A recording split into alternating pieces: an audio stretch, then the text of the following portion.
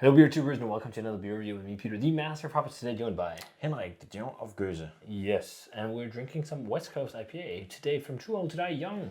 Yes. Too Old to Die Young is a brewery, or Too Old to Die Young Brewing Company.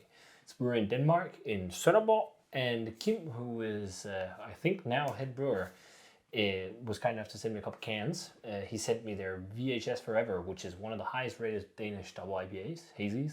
But then because he knows I love West Coast beers, he also sent me this, Oathbreaker.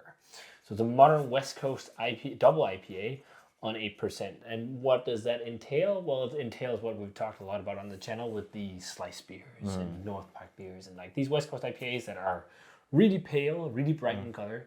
That's all about hop flavor and minimal malt character. So it's 8% and it's hopped with Comet, Mosaic, Galaxy, New Zealand Cascade, Sub-Zero Hop Keef. And Sub-Zero Hop Keef is like an extract. That's very popular. It's from freestyle hops, and you can get it with Nelson hops and anything. And like a small vial of 250 milliliters is the same as 5 kilos of hops. Nice. It's supposed to really give an impact of aroma and flavor. And you can even just add it when you're putting the beer in, when you're processing the beer for canning, or like you can add it at different stages. That's pretty cool. It's very versatile. So, but yeah, let's check it out. So it looks really damn true to style. Lightly hazy, but that happens sometimes with the modern West Coast beers because they're heavily hopped. Yeah.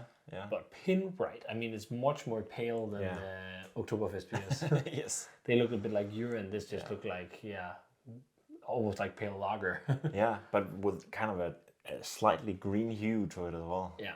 And that's what you expect from these West Coast modern West Coast beers because they're heavily hopped. But let's check out the aroma. Yeah. Oh yeah. Oh, very grapefruity. So this can is it's from the 25th of August. So that is a month and a half or so, 5 weeks maybe. Yeah. Something maybe it's like 6, but yeah, a lot of grapefruit. yeah, but smells sweet grapefruit. Yeah, sugar coated. Sugar coated. I wonder if you get some sweetness from where that sweetness in there comes from. It could be like a sweet kind of. I don't know if Mosaic gives a little bit of a perceived sweetness, but I'm definitely also getting like that Mosaic blueberry kind of aromas. I feel like there is a little bit of dankness, but I think it was maybe more dank fresher. Yeah. It's not like it's one of these like really singy, bright dank bombs. No. But it smells nice. Yeah. It's really lots of lemon too and sweet citrus. Let's see how bitter it is too. That's be interesting because a lot of them are not like crazy bitter. It really depends from brewer to brewer. Some are like West Coast IPA, some are more restrained. You want to drink it? Let's drink it. Yeah. Cheers. Thanks, Kim.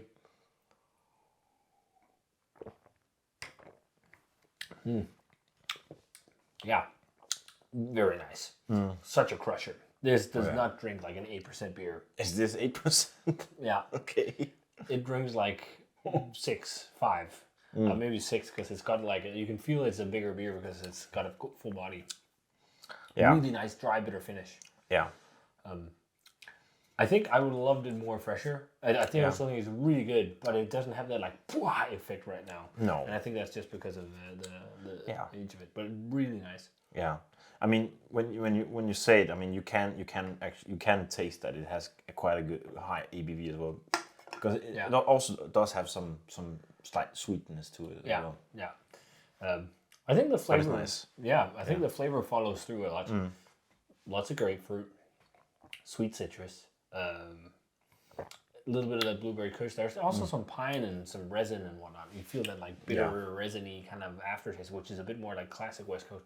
But I don't know if that's Comet offering that, or I mean Mosaic can also go that road. And Galaxy is also like quite herbal and it's not all melon, but it can also give some tropical fruit. And I think there's also some tropical fruit flavors in here. Yeah, but I don't think it's like as vibrant, like bright pineapple and stuff like that. At the moment, at least, I think it's more citrus fruit oriented right now.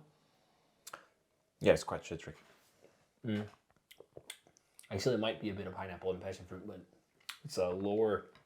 Yeah, I think this is really enjoyable. Oh yeah, it's dry, it's bitter, it's crisp, it's clean. It's dangerous. It's dangerous because it's 8%.